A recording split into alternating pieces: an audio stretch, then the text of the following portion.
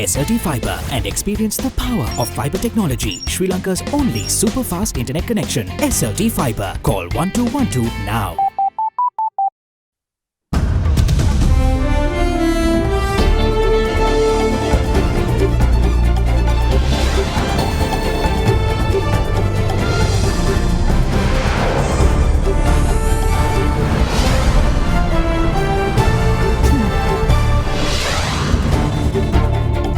Tonight, another hurdle cleared. US court dismisses case against Gotabaya Rajpaksha, filed by Lasantha Wickrematunge's daughter. The District Court of California came to the conclusion there is absolutely no merit or substance in this case. Presidential tussle promises to protect state officials and depoliticize intelligence services dominate the two heavyweight campaigns. Keeping an eye. Foreign election monitors go to work. The EU-EOM measures Sri Lanka's compliance with the international commitments it has made through various human rights instruments. A difference a month makes. Inflation spikes in September. All that and much more coming up on First at 9 this Tuesday, the 22nd of October, 2019. Fair and Lovely men ගෑවට පස්සේ Marx අඩු වෙලා ෆෑනස් වැඩි වෙලා. Marx අඩු කරලා ඔයාගේ ෆෑනස් standard එක වැඩි කරගන්න. Fair and Lovely men anti-marks cream. From AdaDerana, this is AdaDerana First at 9. Live from Studio 24 in Colombo. Good evening and welcome to First at 9. I'm Dhammika Kanaka. Let's start with your local stories. The lawsuit filed against the presidential hopeful and former Defence Secretary Gotabaya Rajpaksha by Ahimsa Wickrematunge, the daughter of late journalist Lasantha Wickrematunge, has been dismissed along with all the claims. It was filed in the United States, claiming that the former Defence Secretary is responsible for extrajudicial killing, crimes against humanity and torture. During the proceedings, the SLPP presidential hopeful had maintained that he is entitled to foreign official immunity. The United States District Court for the Central District of California has dismissed and denied the claims raised by Ahimsa Wickrematunge against former Defence Secretary Gotabaya Rajpaksha. On the 15th of July this year, Ahimsa Wickrematunge had launched the case against the presidential hopeful, alleging that he is responsible for extrajudicial killing, crimes against humanity and torture. The case was filed by the International Organization for Truth and Justice Project on behalf of the daughter of late journalist Lasantha Wickrematunge. The US District Court said that Gotabaya Rajpaksha has maintained that the first amended complaint against him should be dismissed as he is immune from suit under the doctrine of common law foreign official immunity, adding that it lacks the subject matter jurisdiction over this action. Rajpaksha has maintained that he is entitled to foreign official immunity as the first amended complaint plainly accuses him of acts performed in his official capacity as the Secretary of Defence. The court stated that Ahimsa Wickrematunge has not argued that Rajpaksha acted in his official capacity on behalf of the Sri Lankan government. The court has said, as the plaintiff has not alleged that Rajpaksha took any direct action against Lasantha Wickrematunge, her allegations of the defendant's involvement are reliant upon Rajpaksha's role as the Defence Secretary. It said, quote, although defendant was a US citizen and the current status of his citizenship is disputed, plaintiff has cited to no authority suggesting that defendant's citizenship alone should override the fact that all of the allegations against him concern actions taken in an official capacity as the Sri Lankan Secretary of Defence, unquote. The court, stating that Rajpaksha is entitled to common law foreign official immunity, mentioned that it lacks the subject matter jurisdiction on that basis and decided to dismiss Ahimsa Wickrematunge's claims against him.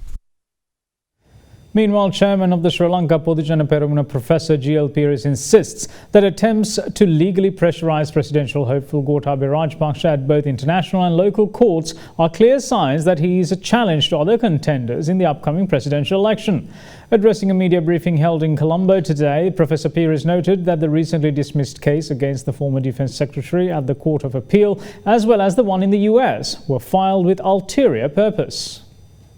This was an action instituted by Ahimsa Vikramatunga, the daughter of the late Lasantha Vikramatunga. The purpose for which this action was brought was to prevent Mr. Gotabaya Rajapaksa from relinquishing United States citizenship on the basis that there was pending litigation in a United States court against Mr. Rajapaksa. The District Court of California came to the conclusion that there is absolutely no merit or substance in this case. The decision by the Court of Appeal of Sri Lanka a few days ago is very similar. The court specifically declared in its judgment that the petitioners have not come to court with clean hands. They have brought this action for an ulterior purpose. The citizenship issue was 15 years old. So they were slumbering. They had gone to sleep for 15 years, suddenly woken up from that slumber and come to court. The court therefore dismissed that case at the very threshold without proceeding any further. This is a fitting reply to a campaign by these people not to confront Mr. Gotabaya Rajapaksa politically and to defeat him politically, but to resort to legal subterfuges in order to remove him from the political field, to silence him. That is a sign of weakness. Now, in the meantime, former Defence Secretary Rajapaksa intends to instill confidence state officials lost under this government, resulting in their reluctance in making decisions. The presidential candidate of the Sri Lanka Podujana Peramuna pledges to introduce legislation where state officials are given adequate protection, enabling them to do their job without fear. This is what the former Defence Secretary had to say in his campaign trail. An election campaign rally of presidential candidate of the Sri Lanka Podujana Peramuna, former Defence Secretary Gotabaya Rajapaksa, was held in Nelluwa this morning.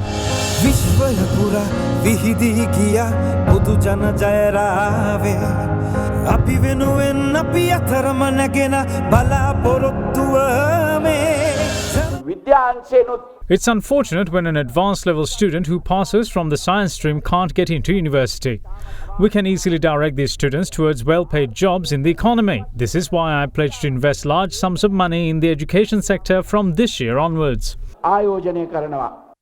Former Defence Secretary Gotabaya Rajapaksa also addressed a rally worked off in Baddegama, where he was accompanied by opposition leader Mahinda Rajapaksa.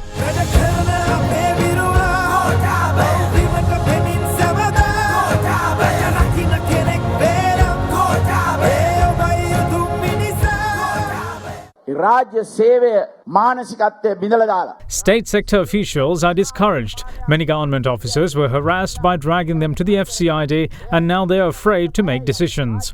We will not be able to carry our development process forward if government officers won't make right decisions. We will therefore take legal measures to protect government officials. We will also ensure freedom for them to do their job without political influences.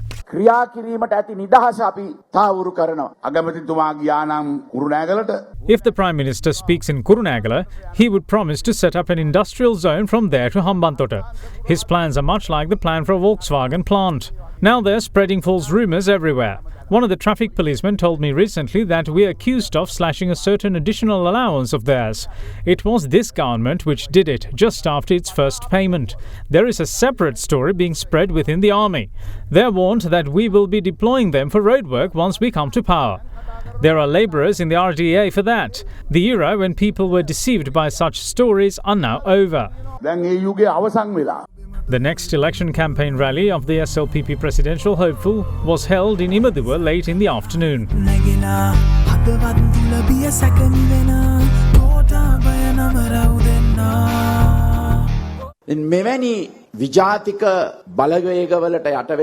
Sri Lanka's sovereignty or national security can never be protected under a cabinet which is influenced by foreign forces and NGOs. National security and stability are imperative for the development of the economy. There were neither plans for any sector nor were there any teams for implementation. We, however, have presented a clear plan to revive the economy. We will implement a set of policies which we compiled in consultation with intellectuals, professionals and entrepreneurs over the years.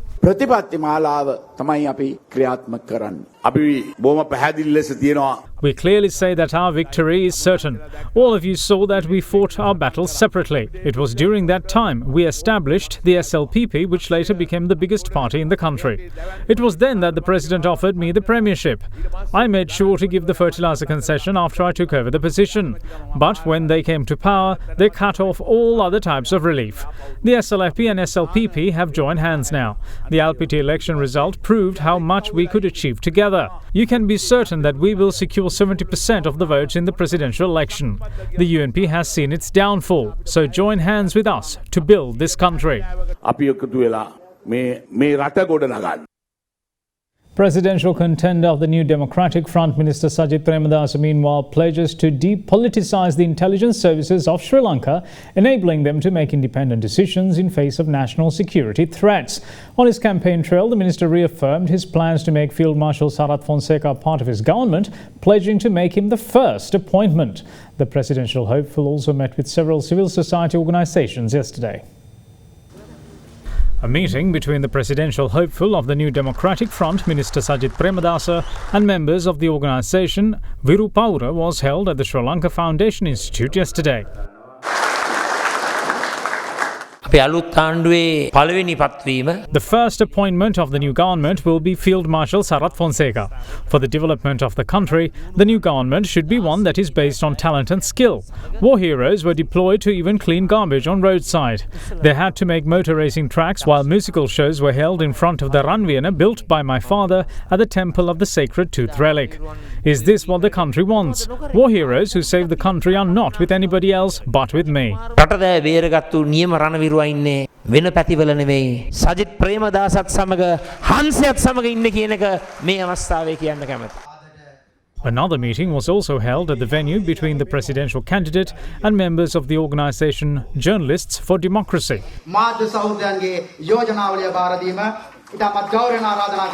නිදහස් මාධ්‍ය පිළිබඳව මා තුළ තිබෙන ධනාත්මක ආකල්පය After the election win, I will commit to strengthening media freedom.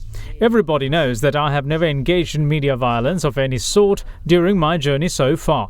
During my political career, I have always acted to protect media freedom, keeping in mind that criticism against me is a positive element. උතුම් මාධ්‍ය නිදහස සුරකින්න ස්ථාවරයේ ඉඳගෙනයි මම මගේ දේශපාලන ජීවිතය තුළ කටයුතු කළ තිබුණා. Meanwhile, an election campaign rally by Minister Premadasa was held in Kurunegala today, attended by Prime Minister Ranil Wickremesinghe.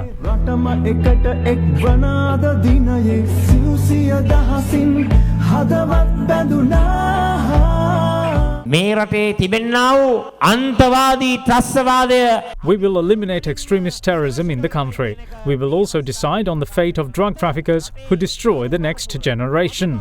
The intelligence service of this country was weakened after becoming politicized.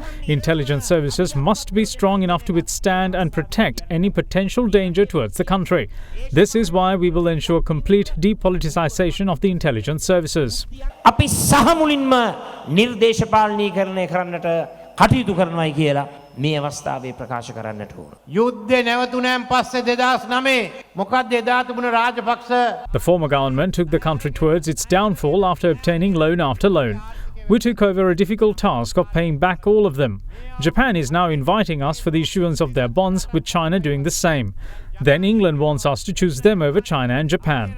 Sri Lanka was a country which couldn't take 1 cent of credit, but we were able to regain that trust and stability during our tenure. අද අපි කොහොම හරි ඒ ස්ථාවර භාවය ඇති කරා. Now, staying with the propaganda activity, the presidential candidate of the movement National People's Power calls for a change in the national housing policy, pointing to the exorbitant amount of land consumed for housing on an annual basis. At the launch of the party's agri-policy today, MP Anurukumara Dissanayake insisted that flats are the way forward instead of individual housing units, as it isn't sustainable in the long run. The movement National People's Power launched their agricultural policy targeting the upcoming presidential election this morning at an event held in Peradeniya, Kandy, under the patronage of its presidential candidate MP Anurukumara Dissanayake. One person said that he will give fertilizer for paddy free of charge, while the other said he will give fertilizer for vegetable farmers as well.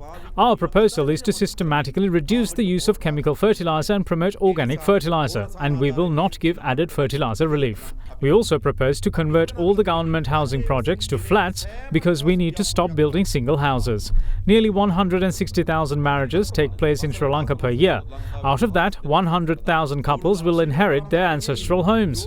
Rest of the 60,000 will have to build a new house. If each one buys 10 purchases of land, it means 600,000 purchases will be consumed for a year and 6 million purchases for 10 years. We have to give 2 million acres of our agricultural land for housing purposes. Do you agree with this housing policy? We need to change this. These things are not applicable for a minister who builds houses by clearing forests for the sake of votes. මේ වෙලාවේ ඡන්ද ගන්න නේද කැලෑ කැප නිවාස හදන ඇමති කෙනෙකුට ඕවා දාලා. Now, 30 foreign election monitors from the European Union Election Observation Mission were deployed in all 9 provinces of Sri Lanka today, who began monitoring the election process in the run-up to the presidential poll on the 16th of November. This will be the 6th election observation mission of the EU carried out in the country.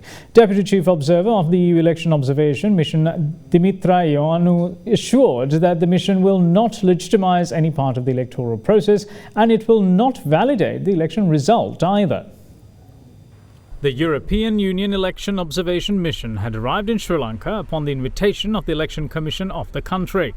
The mission is led by Chief Observer Marisa Matias, a member of the European Parliament from Portugal, with the support of a team of 30 long-term observers who commenced their duties today across all 25 administrative districts in Sri Lanka. They will be joined by 30 more short-term observers and 7 members from the European Parliament on the election day, bringing the total mission strength to almost 70.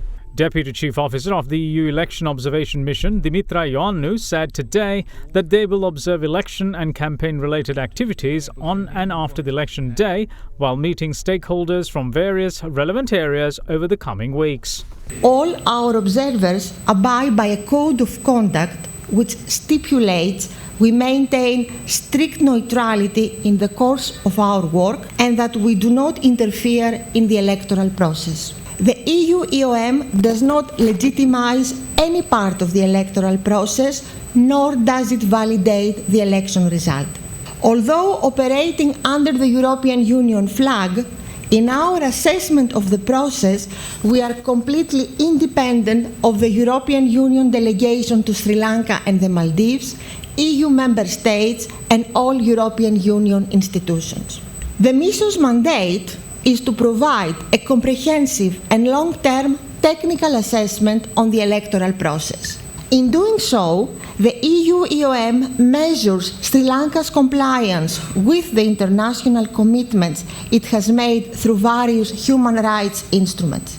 It also considers requirements in national legislation as well as international good practices for elections. The mission will observe the following aspects of the election: the legal framework and its implementation, the work of the election administration, campaign activities of candidates and political parties, the role of state institutions and civil society, the conduct of the media, including social media, overall environment of the elections, including respect for fundamental freedoms, civil and political rights, and of course, any election complaints and appeals that arise before, during, or after the elections. Transparency International Sri Lanka isn't exactly happy with the recent cabinet decision. Details after this break.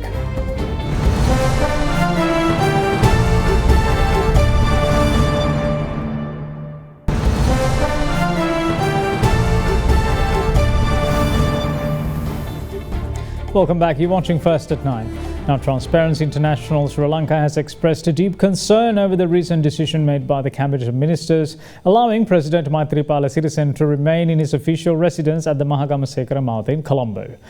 TISL believes that the timing of the decision, when the President is still in office and is the head of the Cabinet, raises serious questions regarding conflict of interest. In a statement referring to a judgment of the Supreme Court in 2007, TISL said, in a fundamental rights application to the Supreme Court, a 3-member judge bench ruled in favour of the petitioners, quashing the Cabinet's decision on grants and entitlements to President Chandrika Bandaranaike Kumaratunga whilst the President was in office.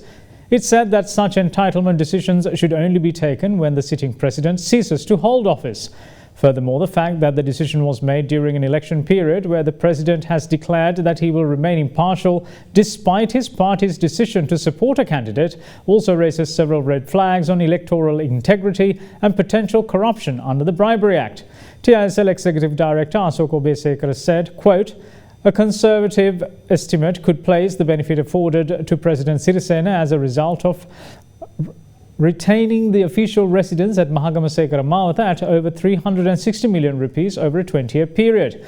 As this decision has been made by the Cabinet of Ministers led by President Sirisena, the conflict of interest is deeply concerning and illustrates little consideration for the protection of public resources." Unquote.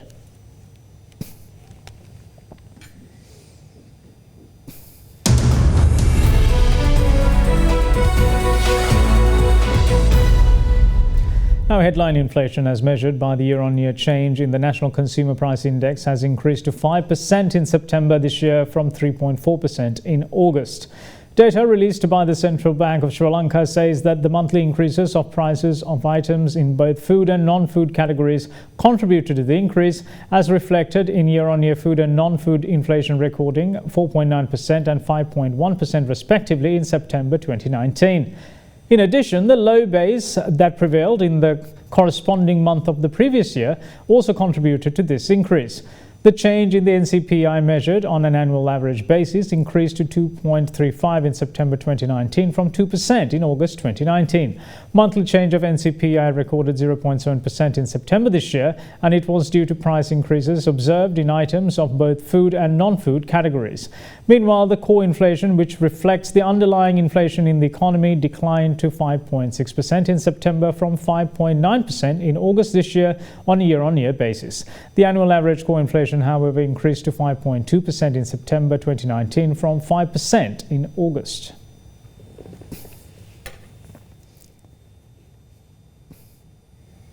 And now for a market update. Sri Lankan shares closed at their highest level in 7 weeks today, led by a rally in banks and manufacturing stocks.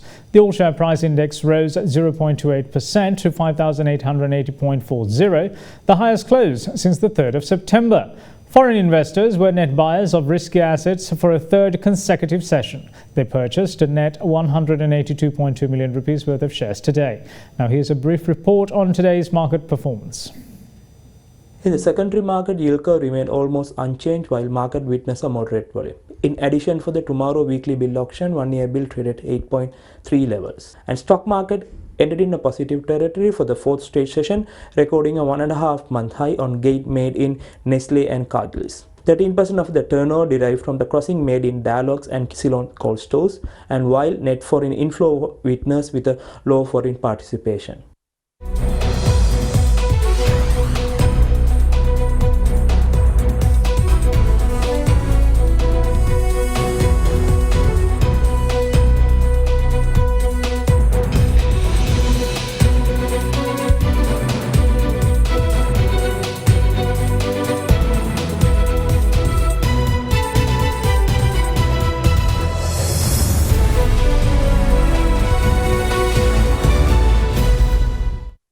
And that's it from all of us here at First at 9. Thanks for watching. Bye-bye.